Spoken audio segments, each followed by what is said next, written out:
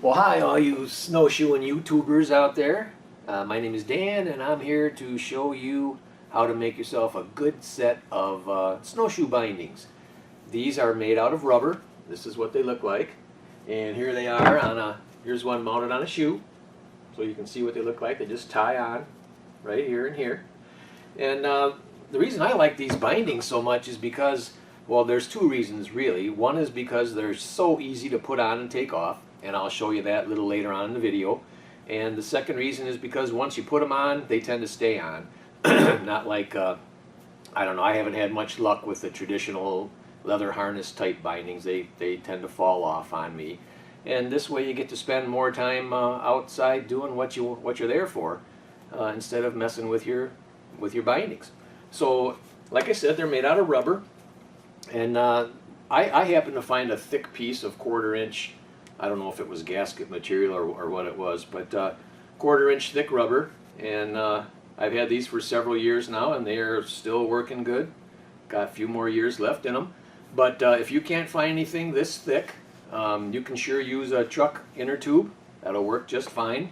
The only thing I would suggest is, if you do make them out of an inner tube, you might want to cut another piece, a circular piece, to fit around the area where you're going to tie them onto your shoe, to reinforce it a little bit. So without any further ado, I'll take you over to the table and show you the dimensions for these so that you can make your own. Okay, so here we have the binding and the template. I traced the binding out on a piece of paper, and here are the dimensions for it.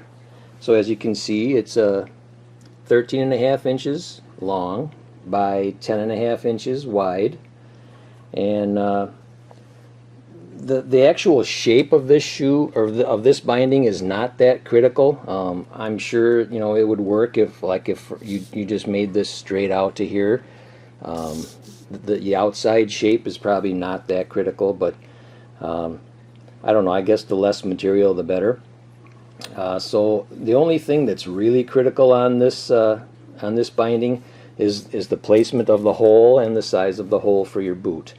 As you can see, the hole for these are 6.5 by 2.5, and the one thing I would highly recommend when you're cutting this hole, and any of these holes for that matter, but particularly the hole for your boot, is make sure you cut smoothly and don't have any small cuts going out into the material, because you keep stretching that material, and after a while, just like a glass chip in your windshield, it's going to start to spread, and next thing you know, you're going to have a tear.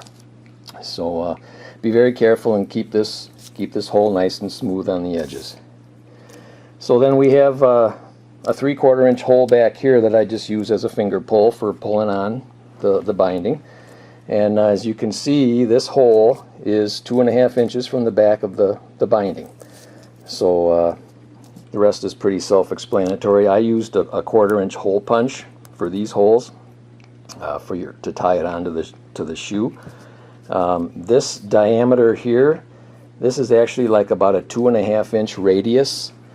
Like from the center of these 4 holes out to here is probably 2.5 inches. So if you were to draw a 5-inch circle here, 2.5 inch radius circle, 5 inches diameter, that would be just about right for these. And then the 4 holes just go in the center. So that's pretty much it. I'll let you look at the dimensions here one more time. You've got 13.5 by 10.5 with a 6.5 by 2.5 inch hole for your boot, 3/4 inch hole for pulling on, and the hole for your boot is 2.5 inches from the back of the shoe. Okay, I'll show you how easy it is to put these on and take them off.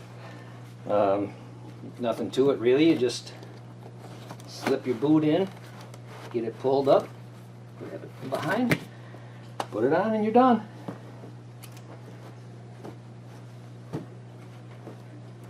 And then when you take them off, just grab the hole, pull it down, and you're off.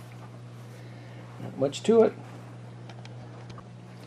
Now when you fasten these bindings to your shoes, make sure that you fasten them at the top crossbar before your toe hole.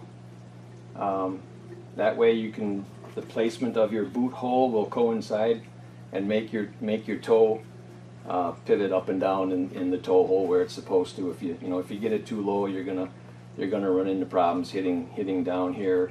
If you get it up much higher, you're gonna obviously hit the crossbar up here. So tie them on right even with this top hole, the top of your toe hole, and then you can double tie them. I just single tied these for ease of showing you guys, but you could use all 4 of these holes and make sure they're on a lot more secure. And I've used these bindings on the Hurons or modified bear paws as well as the Alaskans, and they work just as well on both kinds. So I hope you enjoyed the video, and I hope you make yourself a pair of these bindings, and happy snowshoeing.